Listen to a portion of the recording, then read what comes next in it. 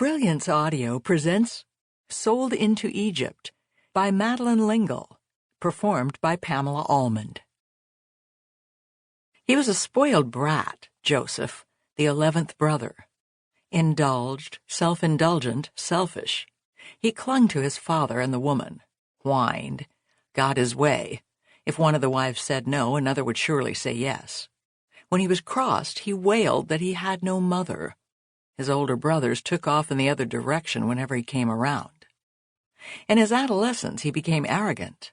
He knew that he was the favored one of the 12 brothers, but he was not yet old enough to know that a father does a son no favor in singling him out, giving him a beautiful coat, lavishing him with love. He dreamed big dreams, and he was not wise enough to keep them to himself. Pouring fuel on the fire of his brother's resentment one day, he said, "Listen to this dream I have dreamed. We were binding sheaves in the field, and my sheaf rose and stood upright, and all of your sheaves stood round about and bowed down to my sheaf." Not surprisingly, his brothers were angry. "Will you reign over us indeed? Will you have dominion over us?" And they hated him all the more because of his dreams and his bragging. Joseph could not keep his dreams quietly in his heart, but went on boasting. "Listen, I have dreamed another dream. In this dream the sun and the moon and the 11 stars bowed to me." This time even his father Jacob scolded him, saying, "What is this dream that you have dreamed? Shall your mother and your brothers indeed come to bow down before you?" Which mother was Jacob referring to? Rachel was dead. Rachel, who had borne Joseph and then died, giving birth to little Benjamin. Was Jacob thinking of Leah, Rachel's elder sister, who had given him 6 sons and a daughter? Or Bilhah or Zilpah, the maids, who had each given him 2 sons? Or was he, deep in his heart, still thinking of Rachel, the one he most loved? Could it be that after all these years, more than 10, Jacob still did not, deep in his heart, believe in Rachel's death? There is something in all of us that shares this disbelief, especially when we have lost those dearest to us. I still want to turn to my mother, saying, "Mother, you're the only one who knows about this."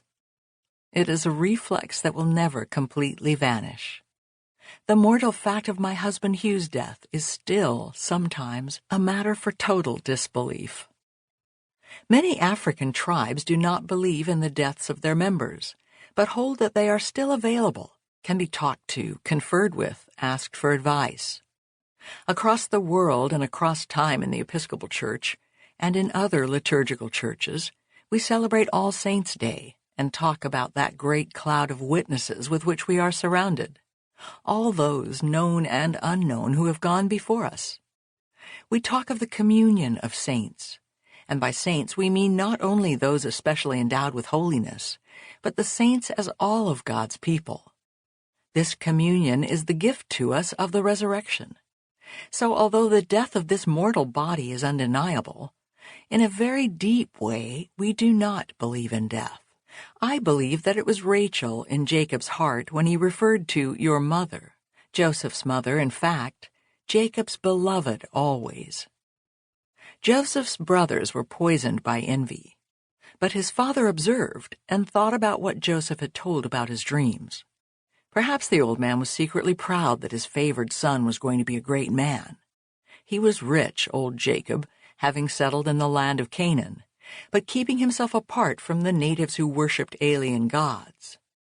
These natives were, in fact, distant cousins, being descended from Noah's son Ham, but they worshipped the storm god Baal, giver of rain, which was desperately needed in this desert land, and they worshipped Mot, a god who could strike those he disliked with sterility and death.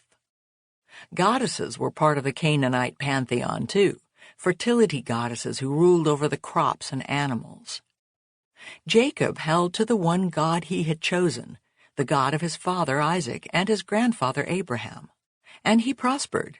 His flocks increased in number so much that his sons had to take the beasts further and further afield to find pasture. Joseph, the braggart, like the baby brother Benjamin, was not given his full share of the work, and this too was resented. Joseph was 14, more than old enough to pull his own weight.